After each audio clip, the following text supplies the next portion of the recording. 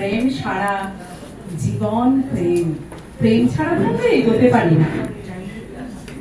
আর প্রেম তো চিরকালীন। কিছুক্ষণ আগে অর্পিতা বললো, আর রিক আমার পডকাস্টেও এসেছিল, চন্দ্রিকা এসেছিল, অঞ্জলা আসেনি, ডাকিনি, ভয় ছেড়ে। এখনো পুরুষদের নিয়ে পড়ি, বরের প্রচন্ড আপত্তি যদি প্রেমে পড়ে যায় আর কি কারণে, তাই জন্য পুরুষদের এখনো ডাকতে পারি না। খুব চাপে আছি। আমি একদিন ফেসবুকে বলেওছি পডকাস্ট কন্টিনিউ করতে পারছি না, 15টা এপিসোড করেছি মাত্র। সবটা সত্যি নয়, ঢপের দিকটি আর যে যার মতো করে ভালোবাসাটা বজায় রাখো, আমিও রাখি, তোমরাও রাখো, কেতুকিদাও রাখো। আর প্রেম থাকলে কাজ ভালো হয়।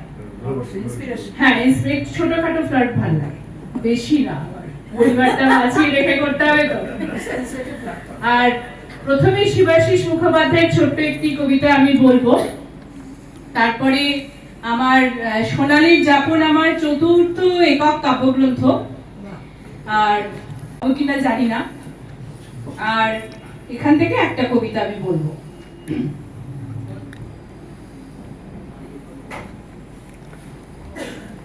বাঁশি যদি ডাকে তবে সাড়া দেওয়া কাজ, তুচ্ছ করে ফেলি সংসার সমাজ।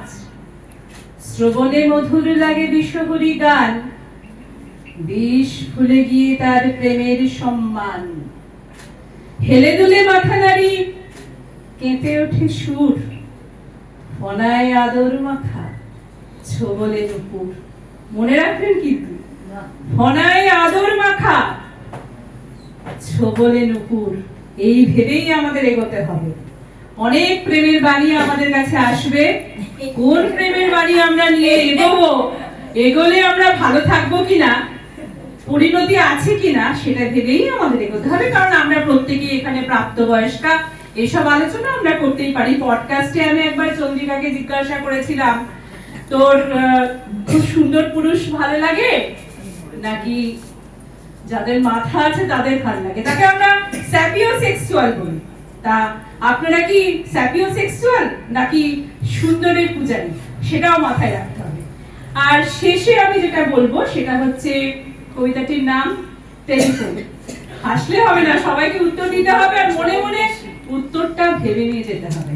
আমরা প্রত্যেকেই মনে হয় স্যাপিওসেক্সুয়াল, কারণ এই জন্যই মনে হয় আমরা এখানে সবাই একসঙ্গে বসে আছি। আমরা গুণের অধিকারী যারা, তাদেরকেই ভালোবাসি।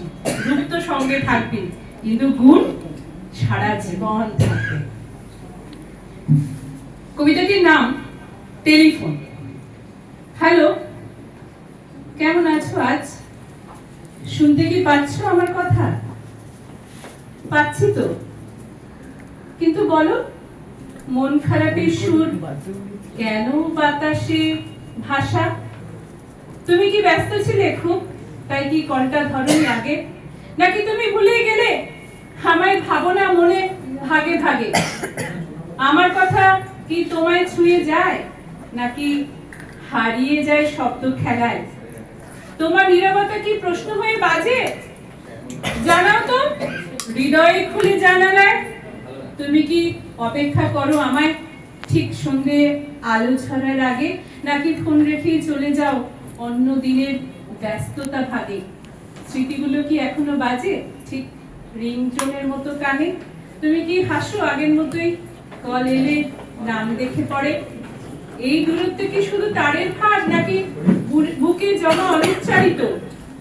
টেলিফোনের দুই প্রান্তে কি আজও রয়ে গেছে অপ্রকাশিত? শেষ প্রশ্ন একটা শুনো, তুমি কি আমায় ভালোবাসো এখনো? ওপাশে নীরবতা, ভালোবাসি, তবে বলবো কিভাবে বলো তো? আমরা প্রত্যেকেই কিন্তু ভালোবাসি, সবসময় হয়তো প্রকাশ করা যায় না, কিন্তু সেটা হয়তো কলমের মাধ্যমে, কথার মাধ্যমে, আবেগের মাধ্যমে অনেক সময় আমরা নিজের মনেই রেখে দিই। অনেক কিছু বললাম, সবকিছু ধরবেন না, মনের খাতায় লিখে রাখুন। আমরাও আজকে তোমার এই উপস্থাপনা